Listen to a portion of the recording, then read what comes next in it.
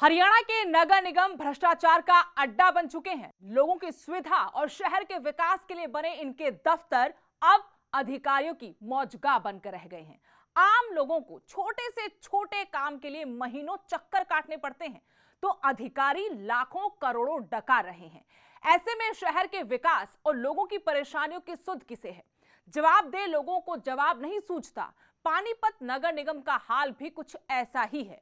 अधिकारियों के निकम्मेपन से परेशान हो चुके शहर के लोगों ने अधिकारियों और मेयर को नींद से जगाने के लिए अनोखी शादी तक करवानी पड़ी।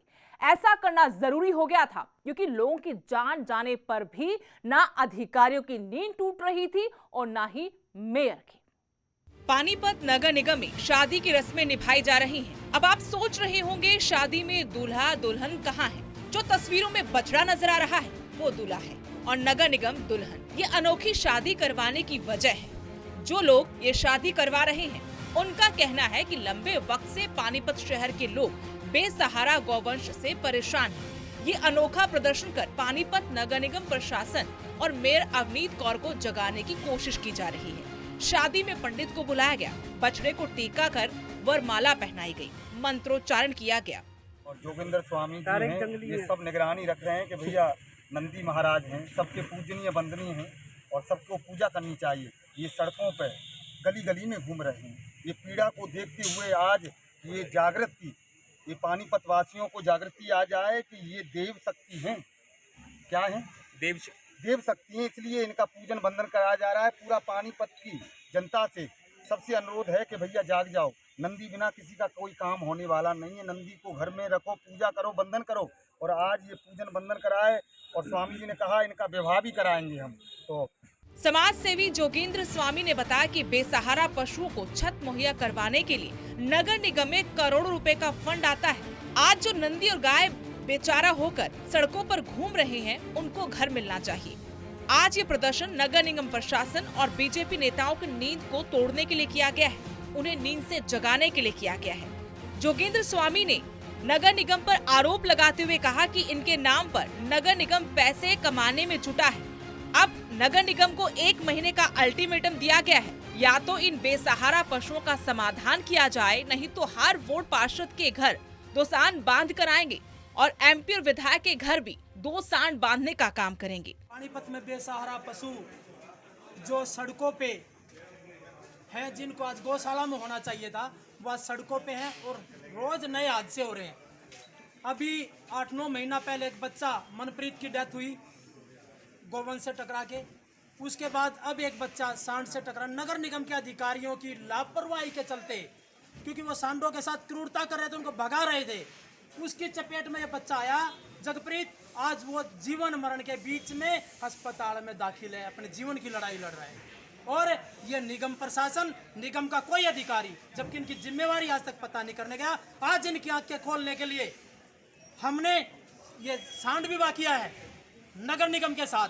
भाई इनको बहू भी दो, इनको घर भी दो, ये तुम्हारी ड्यूटी बनती है। इसको लेकर के आज हमने इनकी निगम की आंखें खोलने के लिए कार्यक्रम किया है, क्योंकि आज जिस प्रकार से लोग, इसकी नगर निगम की जिम्मेवारी ये है कि जो हादसा होता है, कोई डेथ हो जाए तो इनके ऊपर 302 बननी चाहिए, अगर कोई गंभीर है 307 बननी चाहिए, उसका अस्पताल का सारा खर्चा इनको देना चाहिए।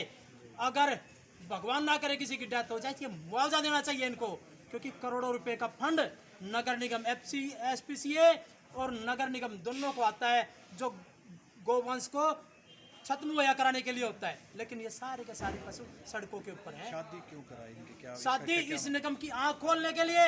अब तुम जागो। ये जो नंदी हैं हमारे पूजनीय होते हैं, इनको जहां घर में होना चाहिए, छत के नीचे होना चाहिए, गौशाला में होना चाहिए, आज ये सड़क के ऊपर है। तुम्हारी लापरवाही के कारण इनके नाम के ऊपर तुम पैसा इकट्ठा कर रहे हो और ये सड़कों के ऊपर है। इनको हमने कहा कि इनको घर दो, घर।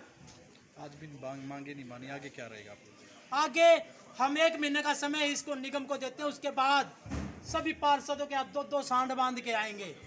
जो जनता की वोट लेके बैठते हैं सभी पार्षदों के हाथ 2-2 सांड बांधेंगे, MLA के यहाँ सांड बांधेंगे और MP के यहाँ सांड बांध के। आपके प्रदर्शन से जानवर परेशान तो नहीं है? ये पशु परेशान तो नहीं हुआ? नहीं, ये हमारा भगवान है, इसको पूजते हुए लाए हैं और इसको इज्जत के साथ हम अपने स्थान पर लेकर जाएंगे। वहीं नगर निगम पहुंचे deputy senior mayor Dushyant Bhatt ने भी माना कि शहर में बेसहारा पशुओं की संख्या लगातार बढ़ रही है और 2 सालों में वो कोई भी व्यवस्था नहीं कर पाए। हंगामे की वजह धरातल पर काम करने की आवश्यकता है। लेकिन बहुत टाइम हो गया ना, कितना टाइम आप इंतजार कर सकते हैं? आपकी बात बिल्कुल अब इलेक्शन टाइम आ गया ना जी। आप पहले बोल लो फिर मैं बोल नहीं, लूँ। बोलो। नहीं आप बोल लो। आप ही को बुलवाने के लिए आ रहा हूँ मैं, बोलो। इस पे क्या प्रयास किए आपने? देखो इस पर निरंतर लगातार, क्योंकि चूंकि एक ऐसा विषय है जो भावनाओं से भी जुड़ा हुआ विषय है और जो प्रतिदिन संख्या भी बढ़ती जा रही है शहर के अंदर। गौशालाओं की जो व्यवस्था है वो व्यवस्था भी ठीक नहीं हो पा रही और उसके लिए नगर निगम भी लगातार उनको पैसे भी दे रहा है और हमारा नगर निगम या तो उनको पैसे ना दे रहा हो। अब इसके लिए डीसी साहब से भी बातचीत हुई है जो उनकी अपनी एक ऑलरेडी कमेटी है, सरकारी कमेटी है और नगर निगम भी इसके लिए पिछली उसमें बैठ के बात हुई कि हर बार ये ऐसा विषय है कि जिस विषय पर हम बहुत ज़्यादा सीरियस हैं, लेकिन चूंकि मामला इतना बड़ा है इसको सॉर्ट करने के लिए, एक हल करने के लिए, और मैं आज स्पेशल इसी विषय पर कमिश्नर साहब से मेरी टेलीफोन पे बात हुई। मैंने कहा एक बैठ के मामला बहुत ही ज़्यादा सीरियस है और इस मामले को इसको किस तरह से हम करेंगे, एक बार बैठ के इसको। हमारे को लगता है सिस्टम पैरालिसिस है यहाँ पे। देखो सिस्टम पैरालाइसिस है या नहीं मैं उस विषय पर कोई टिप्पणी नहीं करता, लेकिन हम चूंकि हमें कुछ सिस्टम का हिस्सा हैं, हम उस सिस्टम का हिस्सा है और हम अपना 100% देने का प्रयास बट साहब पिछले साल जो बच्चे की डेथ हुई है 9 महीने हो गए उस चीज़ को, आपने गौशाला तैयार करनी थी, मिट्टी डलवानी थी, वहाँ पे इंतजार कर रहे हो कि 5-7 और हादसे हो जाएं, उसके बाद गौशाला तैयार होंगी, एक बच्चा और इसके पेट चढ़ गया, तो ये मतलब लाचारी तो है और आप लोगों की और क्या है। और बड़ी बात ये है कि लोग तो अब तो आपसे सीधा इस्तीफा मांगने लगे। लोग कहते हैं नेताओं का एक बच्चा आ जाए उस दिन से रोड पे कोई भी गोवंश नहीं दिखेगा। ऐसा नहीं कि इस विषय को आप ही उठा रहे हैं या आप चैनल के माध्यम से उठा रहे हैं, आप आवाज़ बन रहे हैं लोगों की, लेकिन ऐसा नहीं कि हम भी मूक दर्शक हैं। जितनी जो भी हम कर सकते हैं वो हम कर रहे हैं। हर चीज़ कई बार बताने की आवश्यकता नहीं होती कि जब हम बहुत बड़ी जब डिंगे हाँक लेते हैं और धरातल पे कुछ नहीं होता तो मजाक के पात्र बन जाते हैं। और दुष्यंत भट्ट वो व्यक्ति नहीं है कि जो डिंगे तो हाँक दे और धरातल पे काम ना हो। कहाँ है 9 महीने से? कहाँ है? जब तक वर्किंग नहीं होगी 9 महीने से वो गौशाला कहाँ है? जब तक वर्क कौन सी गौशाला? जो आप बरसत रोड पे गौशाला बनाने की बात आपने कहा लोग प्रेस कॉन्फ्रेंस में जहाँ विधायक जी पे बैठे थे, भी की थी आप लोगों ने रेस्ट हाउस में अंदर बैठ के।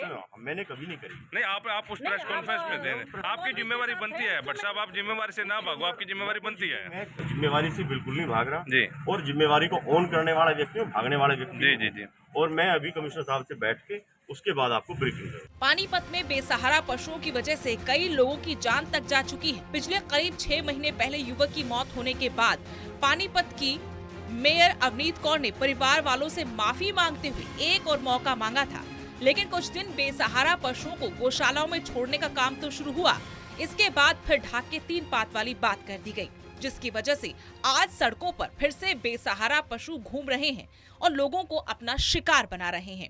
न्यूज़ 18 हरियाणा के लिए पानीपत से सुमित भारद्वाज की रिपोर्ट।